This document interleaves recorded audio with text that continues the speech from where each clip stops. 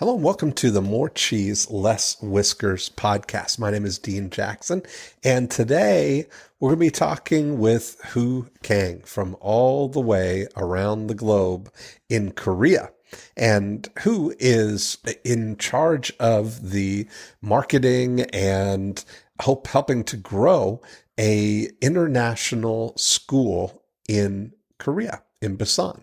And what was really interesting about this was going through the process of how to identify where the opportunity is. I mean, you're talking about a school that is specifically for people who are being relocating or coming to Korea for a short period of time, maybe a couple of years, but they want to have their kids in an international school, and how to kind of find those people ahead of time. Truly invisible prospects. But the good news is we got right down to defining how the before unit might apply here and put ourselves in the mind of a person who has just found out that they're going to be going to Korea. What would they be doing? And I suggested the first thing that they might do would be go to Google and start searching Korean international school or international schools Korea. And so we hatched a really great evil scheme for how to be the best thing that could ever happen to those people who are searching those words. They're not familiar with Korea. They don't know what's going on. They don't know what to do. They want the best for their kids, and they're searching their options. So we talked a lot about not convincing people, but using the power of what they're already searching for to compel them and get them to identify themselves. So I think you're really going to enjoy this episode, especially if you are dealing with invisible prospects. So here we go. Paul Kang. Hi, it's Dean Jackson. How are you, sir? I could not be better. Well, that's awesome. That's a good start to the day. So, welcome. I'm actually on the other side of the planet, so it's midnight for me. Oh, okay. You're up late. So, I'm excited to hear about all the things you have going on. We're already recording. We got the whole hour here to hatch some evil schemes, and I'm excited to hear about what you've got going on. Yep, and I'm excited to share with you. Ready to rock and roll. I actually work at a private school here in Korea, okay. And I'm a huge marketing buff, and I've been following you for quite a while. And okay. I've been trying to implement a lot of the stuff that you teach at the school that I work at. Okay. And, awesome.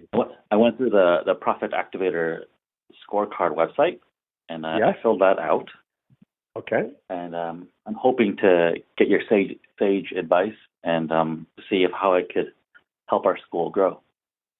Perfect. So tell me about give me the overview of what is involved in that, how it's working right now, where you see the opportunity kind of thing.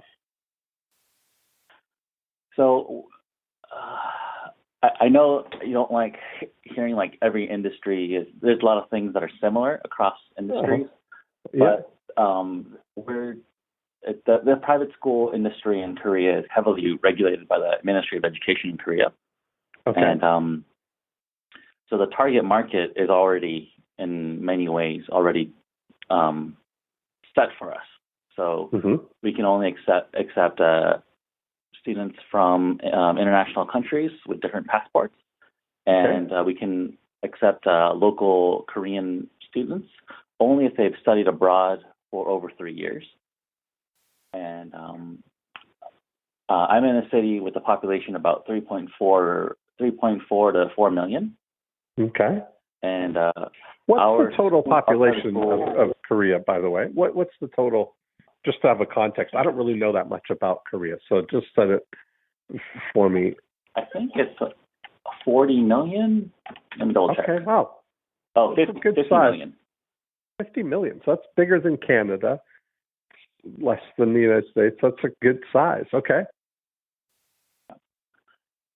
Yeah, international schools and private schools in Korea is a booming market, and it's part of the reason why I think there's so many new ones in the past decade.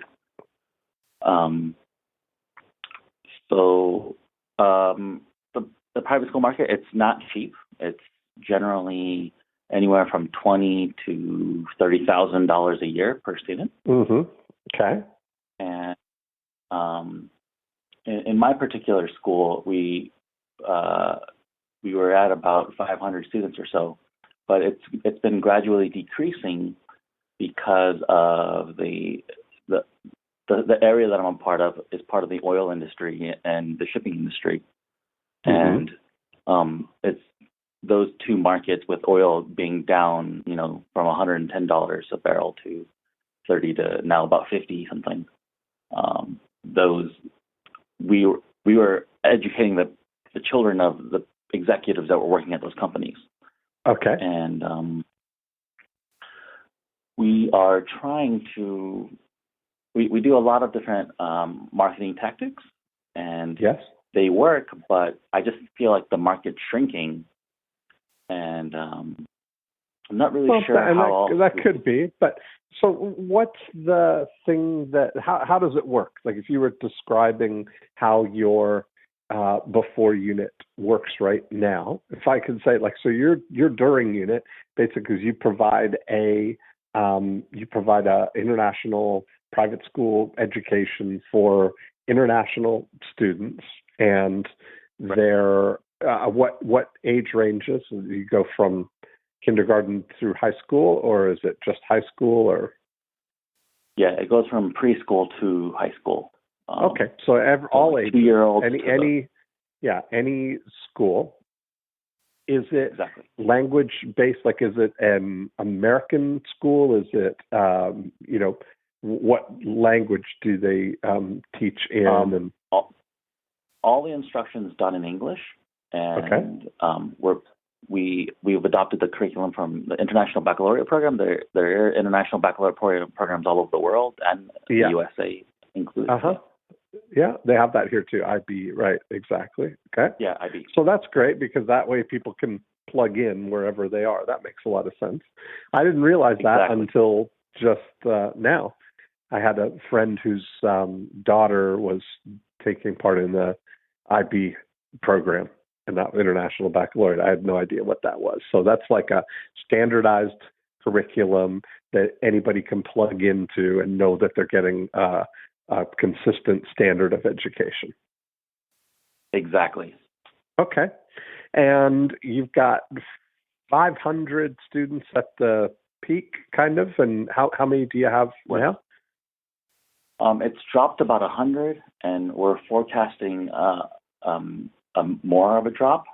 Hopefully not going down any more further from that. Okay. But, and what's your capacity? How high is high? How many with our buildings, we can, from what I've heard we could handle about 750 students. Okay. So right now you've got a gap, let's say, right? You've got a gap of 350. So you're almost at 60% capacity of what you could potentially be. Okay. Right. And how do the economics of it work? If we were to say we could deliver those 350 people to you, right, to the during unit, if we could, there was a magic fax number that we could send in a request and say, okay, send me 350 students. And it'd be great if you could send younger students that are going to stick with it all the way through, right? Because the lifetime value of somebody could be higher if you get a first grader than a senior in high school, right? So when you look at that, how long do people typically stay in the school? Is it people who are like in and out? Are they, because they're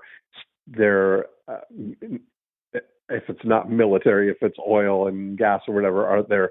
I'll use the word stationed. Their parents are stationed in Korea for a period of time, and maybe they're there for one school year and back to wherever they're from? Or is it people who have relocated to Korea and are in a stable, like that's their long-term home? It's there's a range of that. Most are generally on 2-year contracts with whatever the company or the military or something like that. So you typically may have a student for 2 years. Mm-hmm. Right. We have like about 25% or so that are part of the local population, and some of them will stay, if we're lucky, for 12 years.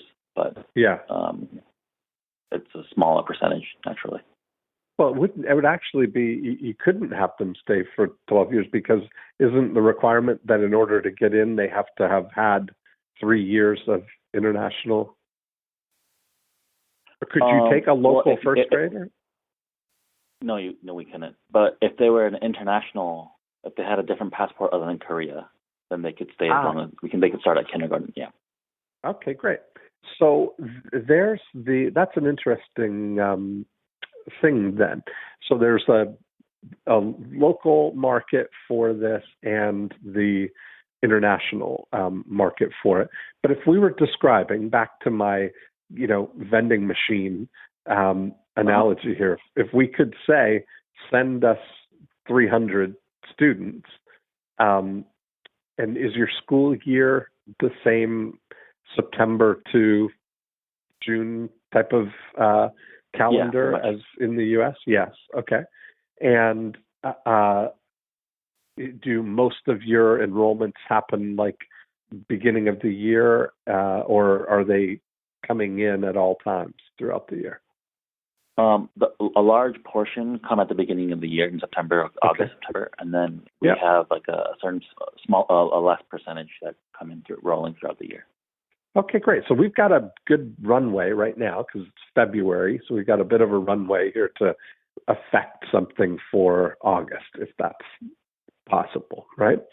So when we look at it, if we were just to paint the dream scenario and we said we could send me 300 new students, what would be it's $30,000 is the average tuition? Oh, we're actually about probably 25, but some of the schools, more expensive schools, will go to 30. Yeah. Okay. So when you're 25,000, that is a good number. Is there any people pay less for different grades, or is it 25,000 just no matter what? It's different for middle school and it's different for elementary school and it's different for the early learning program. And so there's those different little tiers. Okay. So if we were to say then, if we could order up 300 of them, how much would you cheerfully pay to have those? Like if it was a vending machine and we could just say, I'll take 300 of them and I'm willing to pay this much, what would that number be?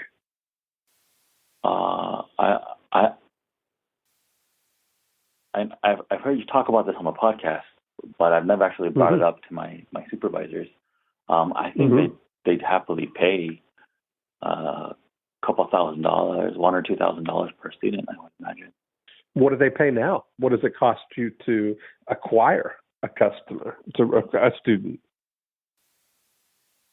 I haven't calculated that all out with the different marketing methods that we do.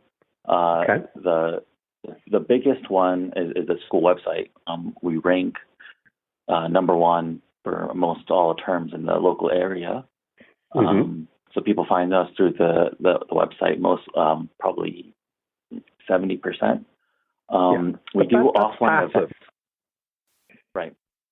Mm-hmm. We do offline events where we go to different areas and hold information sessions. That's one of our cookies, I guess, or a little bit of cheese. And we publish articles in the local magazines in English and Korean. Or we're trying some new PR stuff. I've been thinking about doing one of your 90-minute books. So that's kind of where we're at. But with an exact number of, I don't think we've calculated that out. I don't even know who I'd have to ask. Well, it's really interesting. What's your marketing budget? Do you have how do you divide, like if we overlay the before unit, the during unit, and the after unit on top of this, if we say, how much money do you spend on what would count as like before unit stuff,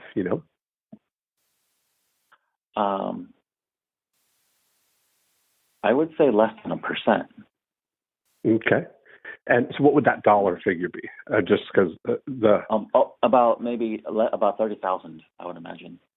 So you spend the equivalent of one tuition a year on the marketing, right? So there's okay, and it's a really interesting thing. Is that partially because you haven't found anything that is vending machine predictable, and it's more sort of slot machine?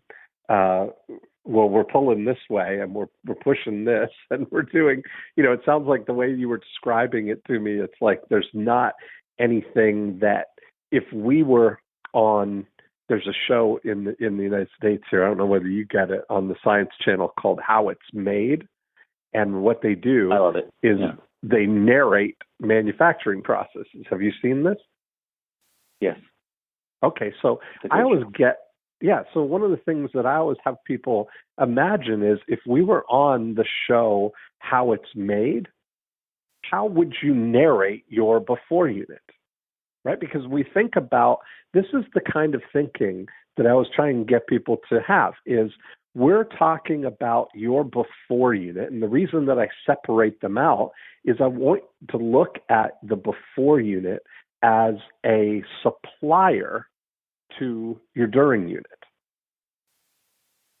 separating the two, right? The purpose, the output, the product of your before unit is to deliver students with their tuition checks in hand to the during unit of your school, who then go through the process of delivering a world-class IB education for them, right? So your school, I'm assuming, has a great reputation, and you've got great teachers and great curriculum and great ratings, and everybody, points to the school as a good example. You get good reviews, all of that kind of stuff. You're strongest in the during unit, and now it's like in the before unit, we're looking for how can we, predictably put money in the top and get students out the bottom, Right. Okay. So that now becomes a factor of the first four profit activators that we have, right? Which are the selecting a single target market, and then compelling your prospects to raise their hand, to identify themselves, then educating and motivating your prospects patiently on their time. And number four is making a super easy offer for them to get started, right? So that that process there that we look at is the machine that we're looking to build. So how many, if we were just to say, what kind of assets do you have right now in your before unit? Do you have a list of prospects? Do you have people who have Yes. inquired but not yet turned into students? Right. How many of those do you have? It's tiny. I would say maybe 100 people, but Okay. that's kind of the market anyways. It's not a huge market, so. Okay. And then what do you do with those people? How do you communicate with those people? When we get one of those leads, we continually follow up with them until they make a decision to either come to our school, or they tell us they go to a different school, or they just ignore us. So we're pretty good at following up. It's nothing robust. Right. It's very all one-to-one, man-on-man follow-up. Okay. Is it let me just get a little bit more clarity here then. Is it a boarding school? Can people stay at the school? Not yet. We're discussing it as a potential additional revenue stream, but so all the students are there because their families are there and they're coming to school. They're not. It's not a destination for students who want to come have an international experience, kind of thing. You're not drawing from other people. Is that by choice, or is that just the way that it's kind of played out? I think that's how the international education market is laid out. But there is one school that I know of that people who are wealthy enough, they move their entire family to like Singapore just to go to that specific school. Right. And what are you guys known for? We're not at that caliber yet. Yeah. So what are you known for? Is there something that you're the best in the world at, or the best in Korea at, or with a specialization? Right. So our unique selling proposition for our school, a lot of the international schools are all really top quality. So it's really hard to differentiate what we're the best at. Other than being close to the beach, I don't really know what else we could be unique at. Okay. And I think a lot of the schools are suffering probably from the same issue. Domestically, in our region, we're the biggest and probably the best school in terms of the amount of students and the IB program. We have students who had to bus 2 hours in. That's crazy, one way. So we do draw from quite the radius, but it could still. I'm sure there's still some people who can afford the school that we're just not able to find. I gotcha. So, how do you reach out to people right now? I mean, is there anything that you could? What do you spend that $30,000 on? Most of it is on like printing costs for brochures and stuff like that. Okay. We do have informational events that we hold in different areas of the city to make it easier for parents, and they're held later at night because after parents get off of work, so they're able to attend. Some of the times they're on the weekends, and I mean, we have people who send us messages on Facebook, or mostly Facebook, and that we reply to those. I thought about running a Facebook campaign, but I don't think it'd be really effective. There's other like Korea niche specific blogs that we've tried advertising in, but they were largely ineffective. So they're invisible prospects. So the only thing I can think of is the book to see if we can get people to raise their hands. But even that, it's just and we follow up with them. So I figure, like I think we're doing as much as we can. I was hoping there was something else maybe that I might be missing. Yeah, well, I mean, so you're saying, so the brochures and all of that stuff is really in to respond to the people who inquire, right? So you're basically, you're trying to put yourself out there, and people are inquiring, but you're not confident yet in a proactive way of finding them, right? Like of getting out and generating leads. You're responding to leads, just putting stuff out there, kind of thing.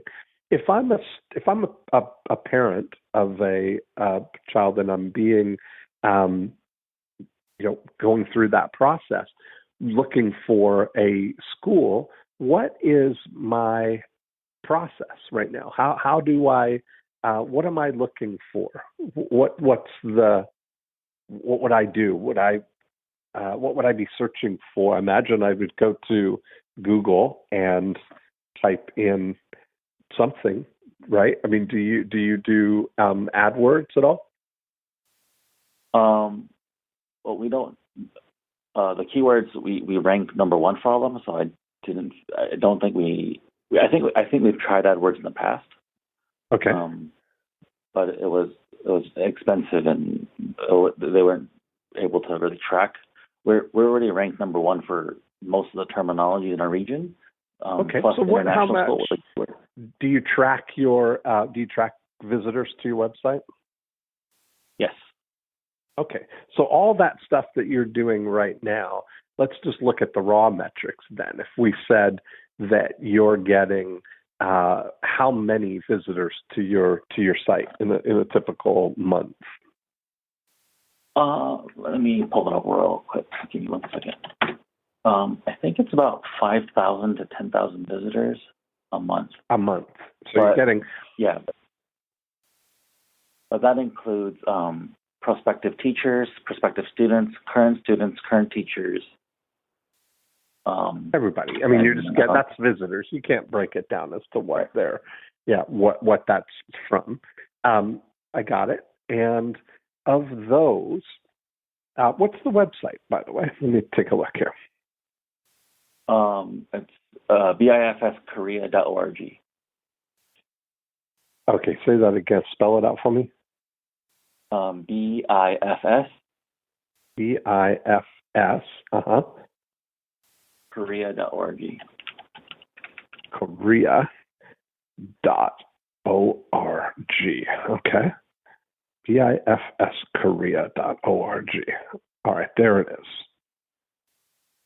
Busan International Foreign School. Okay. And now, so when you come there, how many people will leave their contact information? What is there that you have that people ask for?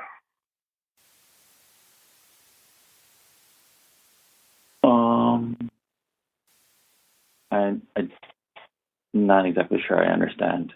Okay, so I'm looking at the site. The thing that I'm seeing is the slider, 5 tips to choosing the right school. But it's on a slider, so it's difficult for me to see it. Is there some way, like I look at this, right? Like when my approach to the website is, my formula is eyeballs plus emails plus hearts equal faces. That's the formula that I'm looking for here. So you've got 5,000 sets of eyeballs coming to the site. And then the next number that I want to look at is how many email addresses are you getting? How many people are inquiring each month from those 5,000 visitors? Okay. By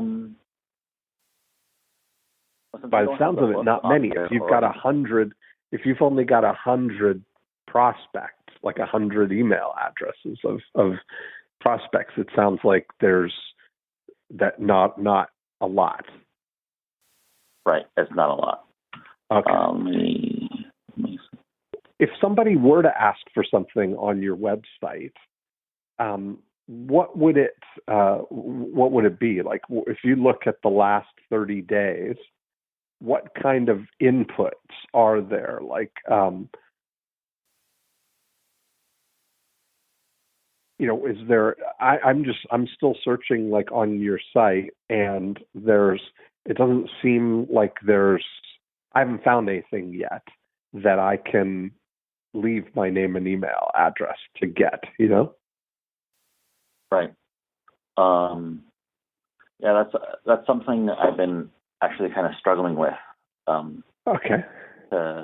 To segregate the visitors. Yeah. Well, how you can segregate? No, there's no way to segregate the visitors, but there's a way to segregate them by what they're asking for. So right. If your main focus is, is there any other? Your main focus is on attracting students, right? That's really the main thing. Is you want the people who are considering, coming to that school. So what I think, rather than all of this information, I think you could take the information that you have all on the website here, and even just take that and convert that into the, the 2016, 2017, or the 2017 guide to the, coming to the school, whether it's the 2017 catalog or the price guide or the thing that the questions that people have when they're coming here, if there was something that the first thing that they see when they come to your website is a picture of what looks like a book or a catalog or something that is clearly here to download, and they can just click here to do it and get their name, leave their name and their email address. That's what we need, right? Is a way to have those people self-select themselves. So they're identified. Now you've turned an invisible website browser into a visible potential student, Right. And if you're getting all of that traffic, you're getting 5,000 visitors right now. Wouldn't it be great if you could get 500 of them to leave their name and their email address? That would be a great start, because right now what's happening is people are coming to the site. They're really, they're shopping around. They're looking at all of the things. They may be doing their research on your site, but you don't know that they were there. And the only time that you find out that they were there is when they take it on themselves to inquire or to apply or to whatever it is, however they come into contact with you. What are the inputs that you have right now? Like if you said you've got all your brochures and stuff, what are the most common incidents of people contacting you or reaching out to you?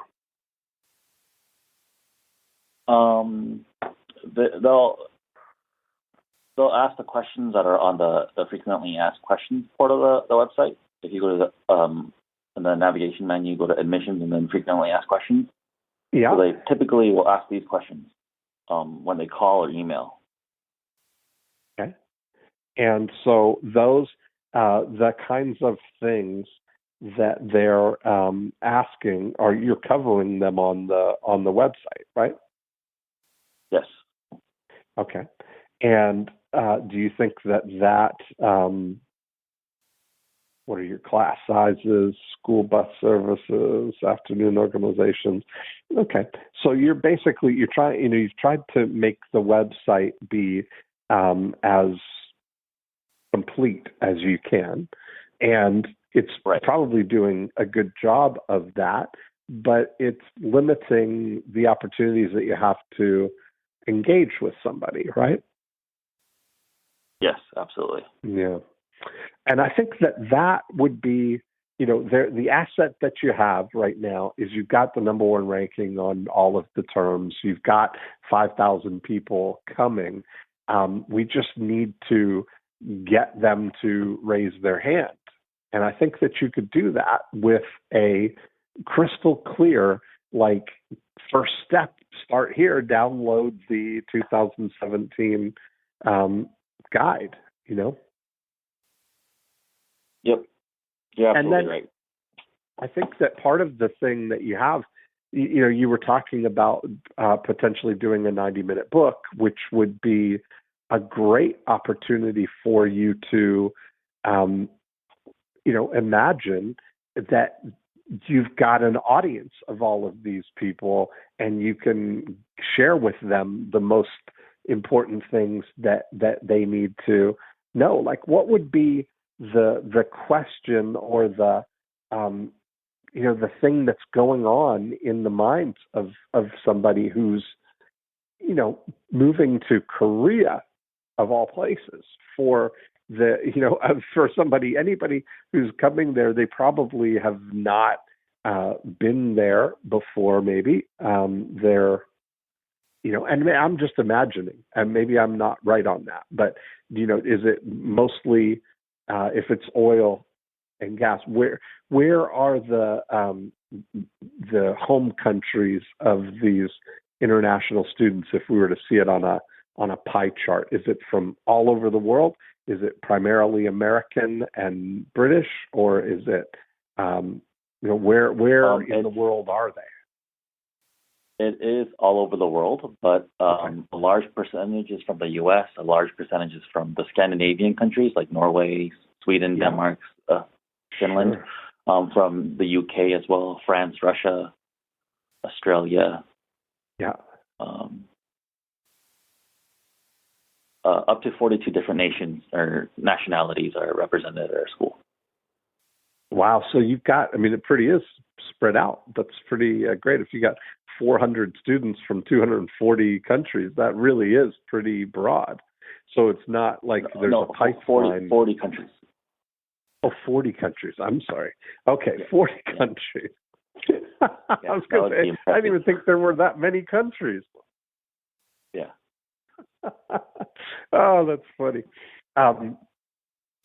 So there's not a pipeline per se of the things, and it's not that the school is the reason that people are coming there. The school is the children are coming because the parents are there for some other reason, right? Like they're being transferred, or they're stationed, or whatever. There is it. Exactly. Is it military too, or? There's a small portion of military. The U.S. Navy Command or something has a very small base here. Yeah. But when the school was nearing 500, there were several large shipbuilding projects in the billions of dollars, and people were coming from all over the world to build these gigantic ships. Yes. Okay, and so as that has gone away, so have those opportunities. Gotcha. Okay, so I think then that the very best asset that we have right now is the 5,000 people a month coming to the site. So you've already got the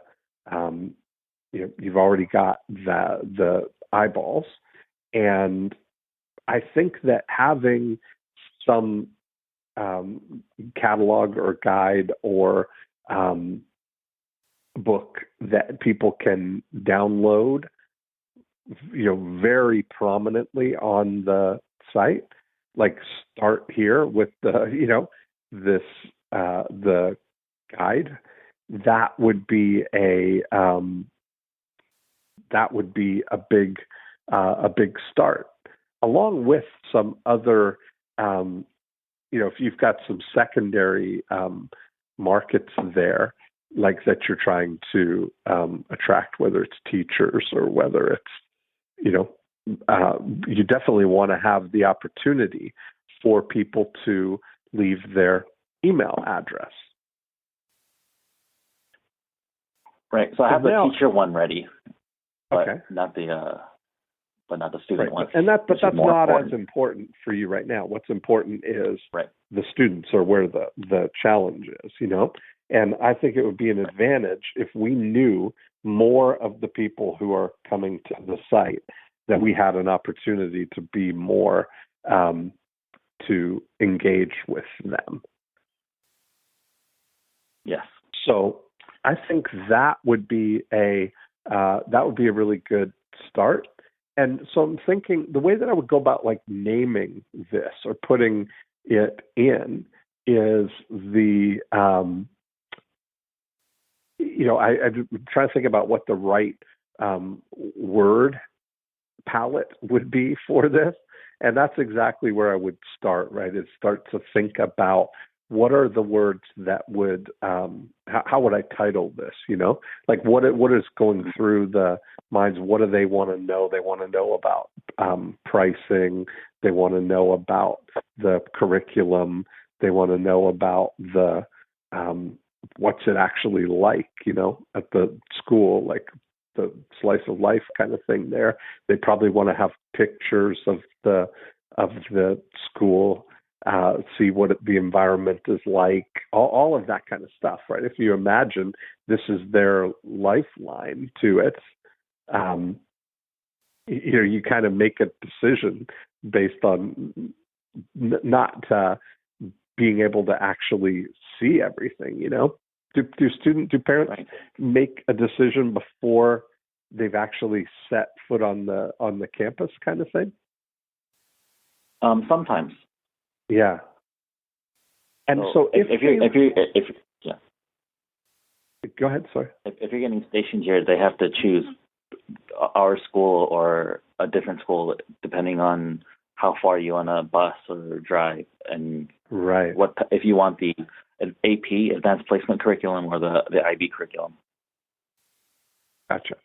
Now, if you were to say, like, how many schools would they be considering? How many options are there that would be in your kind of category that you would be up against? How many schools would they typically consider? I would say 2, but up to 4. Okay. Yeah, we don't really compete with the other 3 schools, but in our region, the other schools are less than 200 students each. Okay. On much smaller campuses. So. Mm-hmm. And are they similar price and? There are there a price little bit differences, or? Yeah, there are price differences. Some of them cost half as much as we do, or a third of what we do, and but they're also being hurt by the oil industry decline. Gotcha. So I remember you talking about like an industry report type of thing.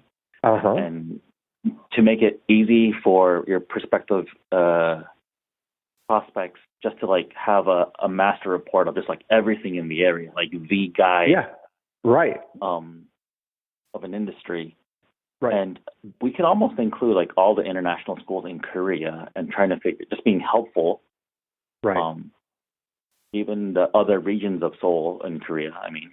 Yeah. And that would be the guide that everybody would want to download, I think. And nothing like that exists. There you go. And that's where I was going when I was asking about what are people comparing it to, right?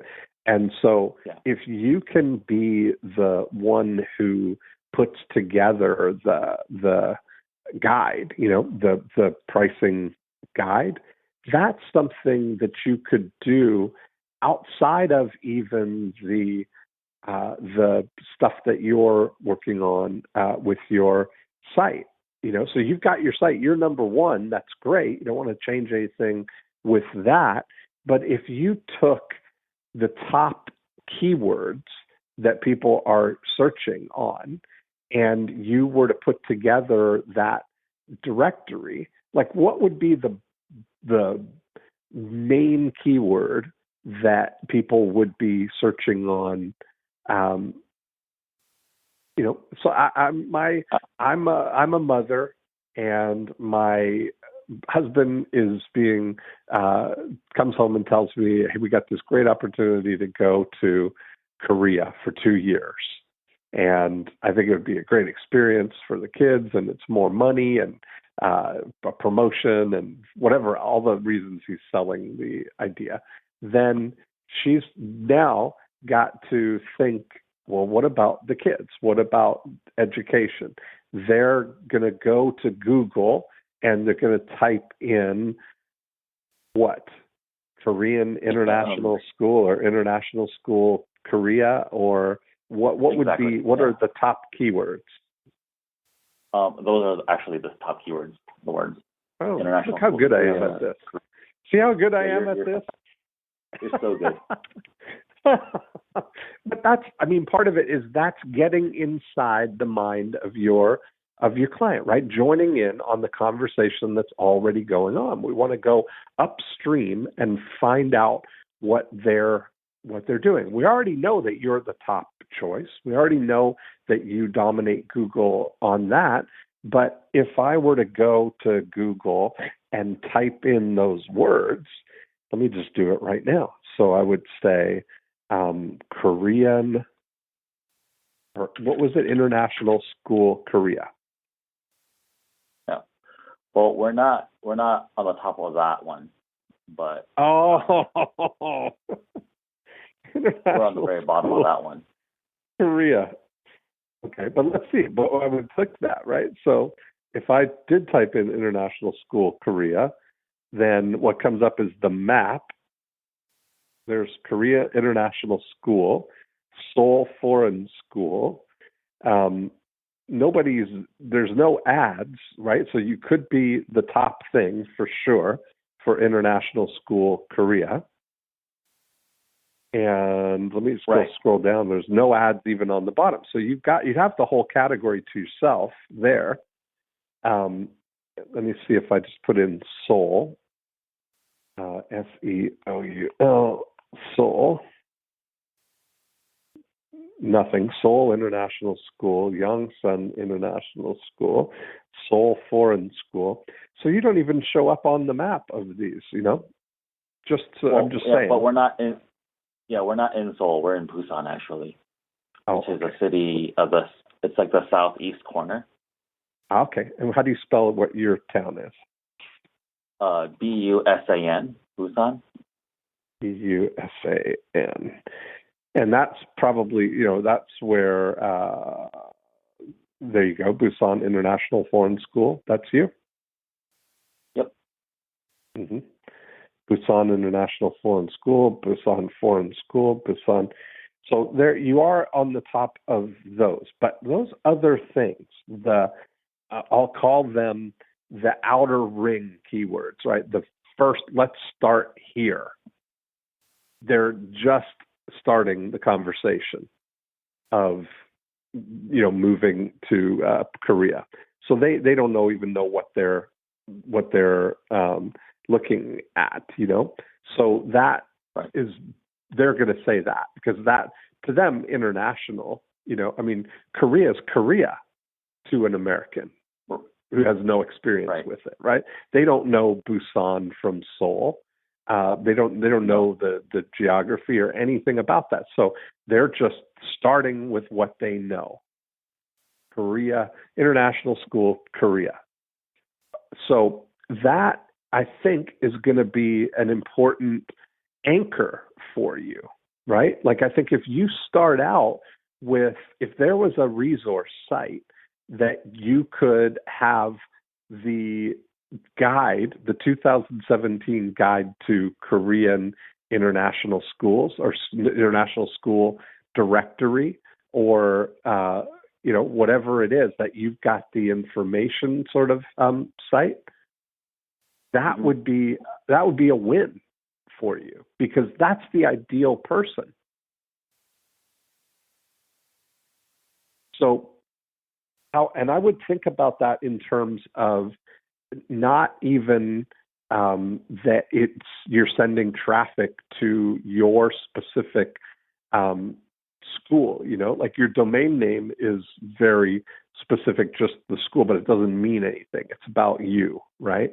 But if you had a Right. directory, if I'm thinking what I want to find is the gold mine for all the information I'm looking for,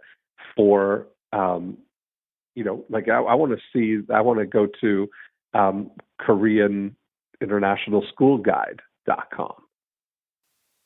That's the thing that would be valuable to me, right? Because I want to get my understanding. I want to start with the broadest thing and know, because I don't even know what I don't know right now. So I'm only starting with what I do know. And I know that I'll be able to narrow it down. But if you're my guide through the process, that's going to be an advantage, because you can shape my research, right, by pointing me in the right direction. Right. Dean, do you happen to have any like sample websites that I could kind of model off of? Like for the guides? Part of the thing, so we've got, we've done this in lots of places where we'll do, so I do work with a financial, with a mortgage company. We do reverse mortgages. And the one of the things that we do is put together a California retirement guide, and it's got all of the different adult communities in the all the different communities that are available. And we do the same thing in Florida and in Arizona. So we're offering offering a guide that way. So let me see if I can see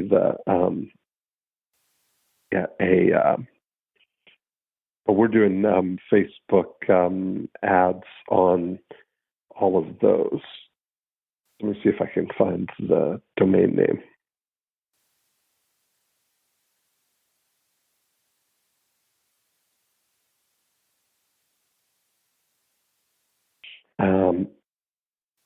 The Florida I'll put up bloomers.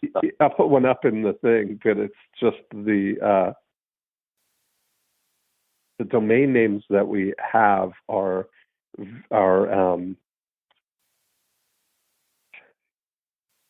subsets of the main site. So I'm looking at the deep links on the things, like the ones that we have set up, the landing pages, because we're doing Facebook ads on them. I'll post up. I'll send to you separately an example of the of how it looks. But I'll give you an example that I know you can look at. Is if you go to emailmastery.com and see that model right there, the way it's got the cover of the book and then a headline and a couple of sentences, and then leave your name and email address. Okay. Do you see the page? Yeah. Yep. Okay. So that's it. I mean, it's essentially that page with anytime I'm doing a guide or anything like that, that's the model. So it would be the guide, cover of the guide, a headline describing what it is, and a couple of sentences telling you what's inside, and leave your name and your email address, and that's it. Right? No, there's no other information. The only focus is just to get somebody to raise their hand, But so this kind of site only works if you have traffic going to it, right? Right, but you're sending traffic. That's what I'm saying is I'm not, that's exactly what I'm talking about for you. You already get 5,000 visitors right now, but nobody, but you're not showing up when somebody's searching. Broad term. Yeah, and so what I'm saying is, if you look at the difference. Here's an example. So I found one that we can use. Search winterhavenhomes.com/free-guide.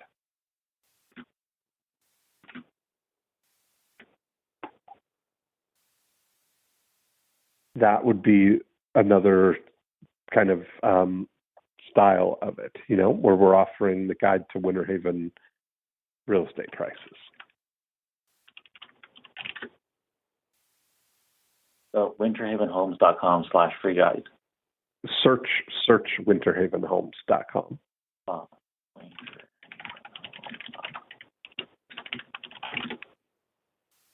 Free-guide. Yeah.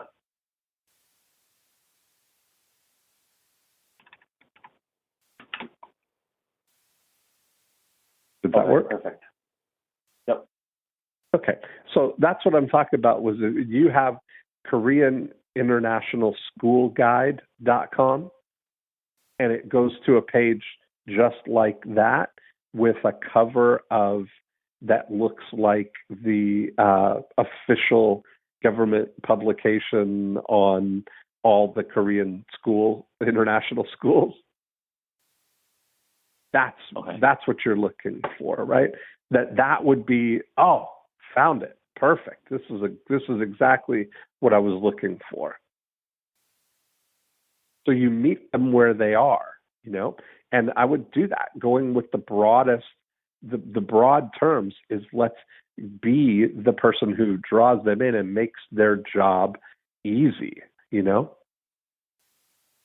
that's the thing, is you always think about like the approach of what would be the title of the book that my ideal audience would definitely want to own.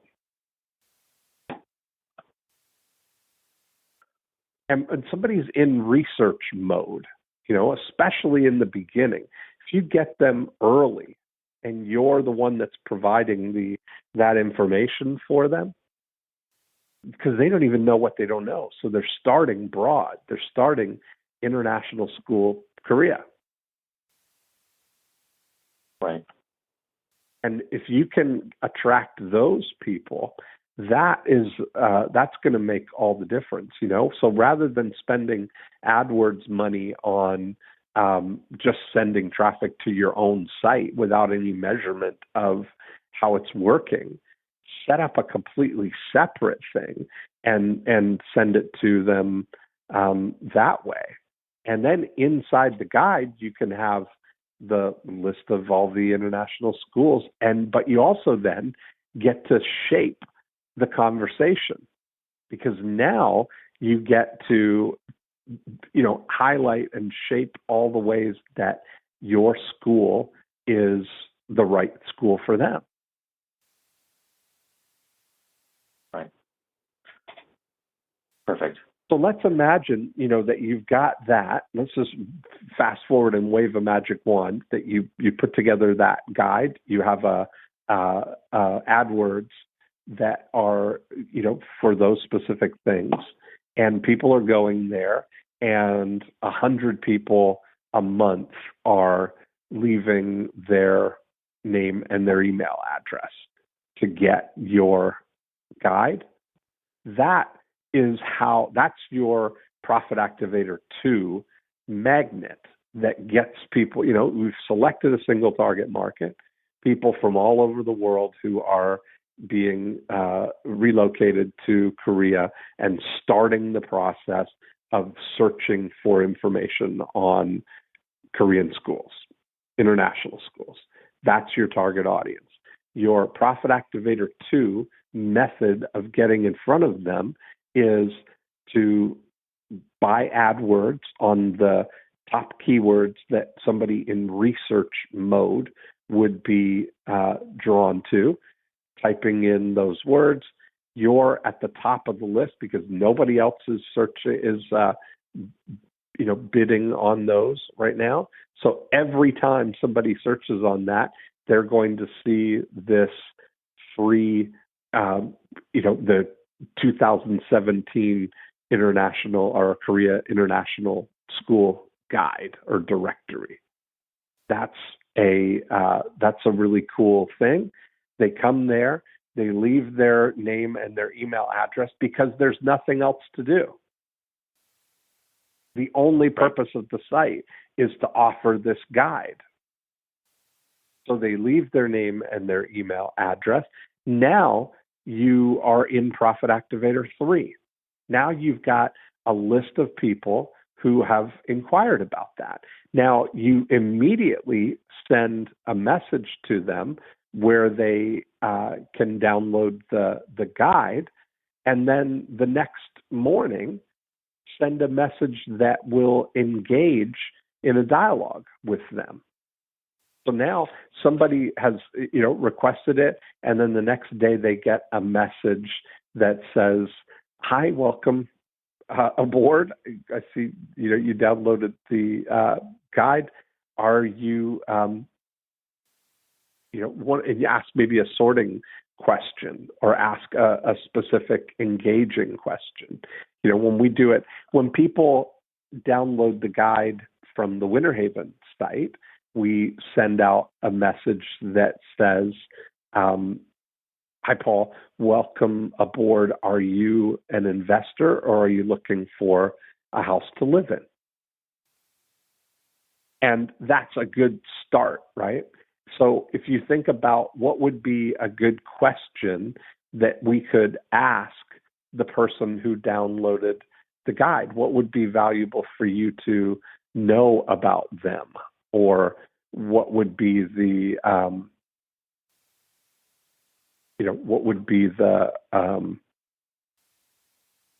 a way to start a conversation with them? Well, I guess it's similar to the investor and the buyer. It'd be like, are you a prospective family or are you a teacher looking for a job? Okay, that's interesting. So there you go, teacher or job. That's a great one. That would certainly be an engagement. Are you in Korea now, or are you coming later? Or maybe where are they now? Some flavor of that. What you may want to ask. What about what grade their kids are, or some level of. Do you think it'd be overwhelming if you asked like a short survey? If they fill out a short survey, like asking these questions, or just you want a 9-word email and response? Yeah, I think what you want to do is you want to engage. The way I always look at it, like the very best thing you can do is to imagine that when they download, as soon as they press submit, that they've downloaded this guide, that they're magically transported into your office and they're standing right there at the door. And how would that conversation go? And it's not likely to say, hand them, shove a clipboard at them and say, hey, fill out this survey. Right? What would you say? You would say, hey, welcome.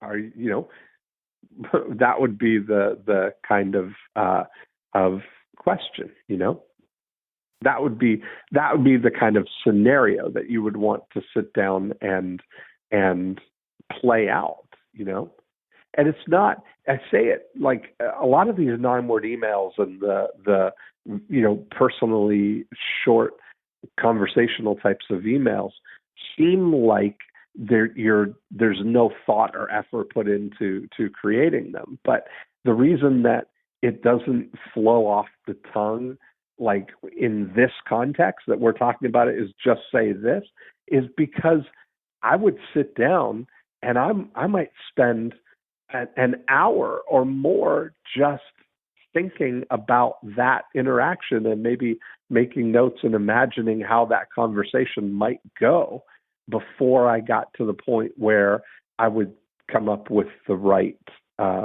words, you know?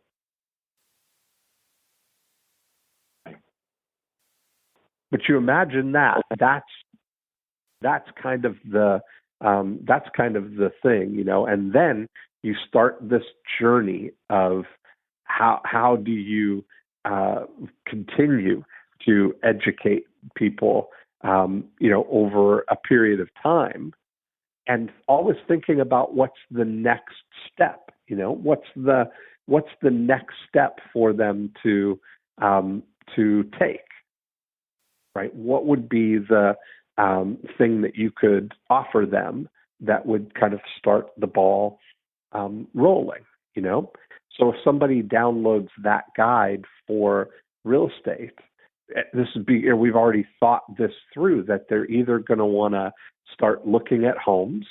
That could be one trigger, or they want to get their finances together. They don't understand how the money about buying a house goes, or they're brand new and they don't know, they've never bought a home before, right? That could be 3 possible scenarios. And so we've got next steps lined up for them. So we would say, whenever you're ready, here are 3 ways we can help you. Number 1, join us for a daily tour of homes. We do tours every day at 10 o'clock and 1 o'clock. Or number 2 is to join us for a homebuyer workshop. We do homebuyer workshops on the first and third Tuesdays of the month at the library, and we answer all of the questions about buying a home. And number 3 might be our free home loan report. You know, get a free home loan report that shows you we monitor hundreds of different loan programs to find the very best 0 down payment loans, low down payment loans, low interest loans, and lowest total cost loans. And we put all our findings together in this free home loan report. So we've got 3 very specific next steps for people, right, to indicate what's important to them and to start the process without them having to take any initiative, you know? Got it. So I think that if you think about that, it might be you know, if you do a webinar type of presentation or a live something for new, you know, do you have a presentation that you do for new, you know, people who are considering the school, or do you have a, you know, the tuition price list, or, you know, whatever would kind of lead people down that next step, you know? Yeah. I always thought the application process at all the international schools was a huge hurdle, but bringing it down to the steps are much wiser. Right. That's the thing, because then it's just like, if you can, you know, the same thing with on the real estate side, the loan application process is a hassle, but the free home loan report, oh, that sounds so breezy. That sounds easy, right? Yeah. Yeah. All right. So why don't you recap for me here? Yeah. Tell me what you heard and what your takeaways will be here. So the biggest thing was going back to selecting a single target market and putting myself in the customer's shoes, and then creating maybe a guide or a directory around this industry that we're a part of, and then help guide people towards, if they're going to be regionally located to us, maybe guide them to our school, and then make every step of the process a lot easier. And so on that guide site, make sure to have the magnet and just get their name and email address and keep it simple, and then just keep a dialogue with them. That's right. And then that's it for then. Yes, I think that's the thing. Like, I think the big opportunity right now is to put something similar together on your existing website to capture some of the 5,000 that are coming there every month. But also, I think having a separate, purpose-built guide site, directory site, specifically built for those first layer research gathering phase keywords, and set yourself apart from everybody else. Go upstream. You're not trying to convince anybody to choose your school.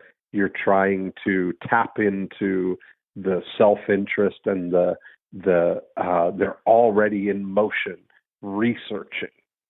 So we're trying to equip them with shortcuts for all of their research, right? If you now have the directory of all of the international schools, that's going to them seem like the gold mine, And now, because you're the one that got it, you can highlight your school, and it's more important now that that you're engaged in a dialogue with somebody who is thinking about coming to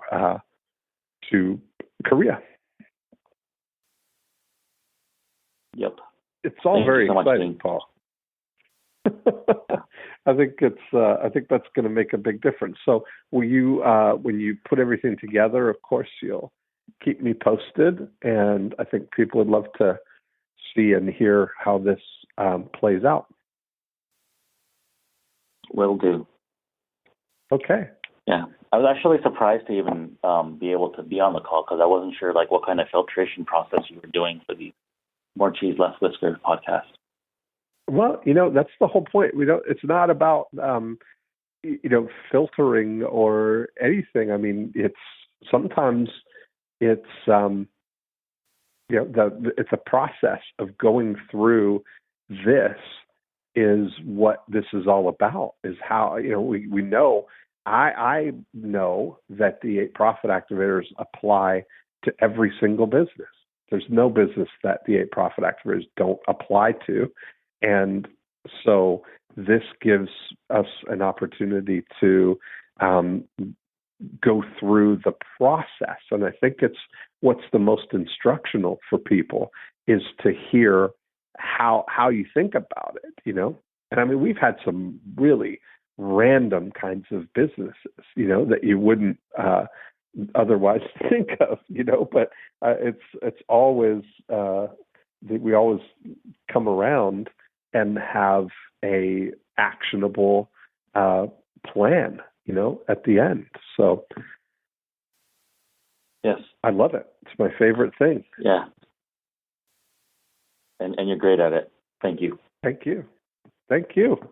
All right, so keep us posted, and I'll be anxious to see how that all works. All right. Thank you so much for your time, Dean. Thanks, Paul. Have a great day, or a great night. Now, go to bed. Bye. Yeah, I will. And there we have it. Another great episode. And if you want to see how the 8 profit activators are applying to your business, where the opportunity is, I would invite you to go to profitactivatorscore.com, and you can download a copy of the Profit Activator Scorecard book. You can actually take the 8 Profit Activator Score test, where you can fill out your answers, where you rate on the 8 Profit Activators. And having that kind of insight will help you identify where the big opportunity is for you. And to see that landing page model that we talked about on the episode in action, you can go to emailmastery.com.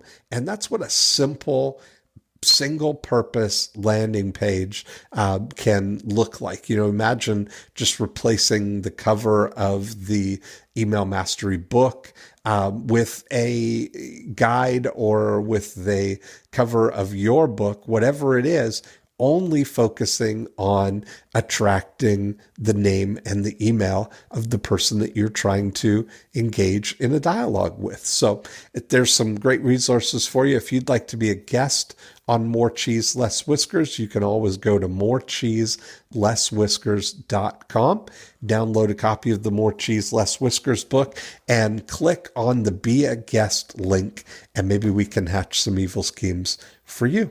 Have a great day, and I will talk to you next time.